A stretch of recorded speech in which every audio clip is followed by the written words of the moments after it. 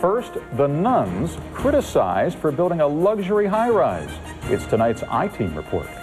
It's a project that critics say caters only to millionaires looking for tax-free real estate. ABC 7 investigative reporter Chuck Gowdy joining us with the story. Alan, the 53-story Clare at Water Tower is named for a saint who founded an order of nuns known as the Poor Clares. But the building rising on the Gold Coast is not intended for the poor. It takes more than $500,000 just to get in the door. And that, according to some, is just the beginning of the problem. The Clare is for senior citizens, and many of the 253 units have already been sold for up to $1.5 million each. It is billed as sophisticated and world-class, offering resort-style services and amenities, including gourmet dining, concierge and housekeeping, valet parking, along with an aquatic center, day spa, and art gallery. Majority of the senior living options that are predominant throughout the United States right now are usually suburban sites. There are not a lot of urban developments, downtown high-rises, if you will, available throughout the United States. Because it is owned and operated by a nonprofit religious organization, residents expect to live here tax-free. The way they're marketing it is they're saying basically to millionaires, move here and you won't have to pay property taxes. Firebrand Chicago political operative Joe Novak is behind an ad campaign aimed at discrediting the Clare.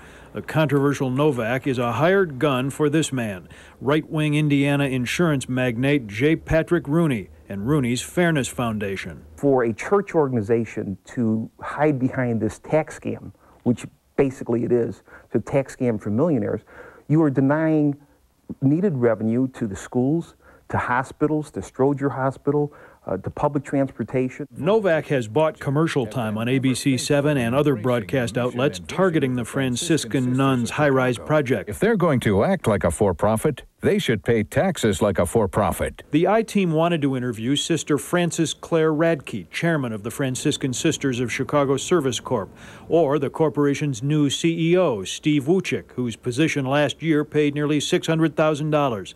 But the nuns' public relations firm declined. In writing, the PR agency calls Novak's negative campaign distasteful and misleading. The statement cites more than 100 years of Franciscan faith-based health care, housing, community service, and charity to people of all backgrounds, especially the poor and underserved.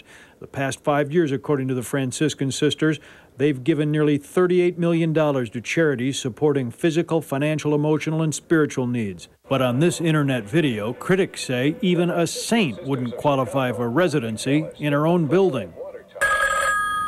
Oh, good. Sister, this is Joseph from the Clare at Water Tower. I know we named the building after you, and that whole vow of poverty thing you do is admirable.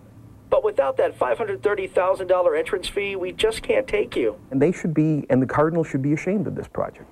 Church officials say Cardinal George has nothing to do with it. Even though the Cardinal's second-in-command blessed the 2005 groundbreaking, a church spokesman says that wasn't unusual. As for issues concerning the construction of senior housing at the Clare, this statement tonight contends those are the responsibility of the Franciscan Sisters of Chicago and not that of the Archbishop of Chicago. But he could stop that project.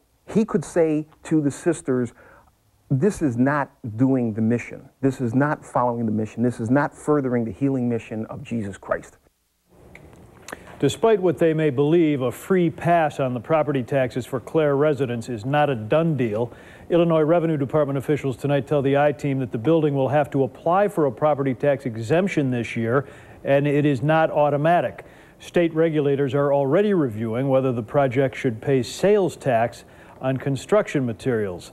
So church and state may yet to clash on this. And they've sold some of these already? They've sold almost all of them. With the vow that they wouldn't have to pay taxes? That is certainly the understanding. Interesting. Okay. Very Chuck, interesting. All right, Chuck, thanks.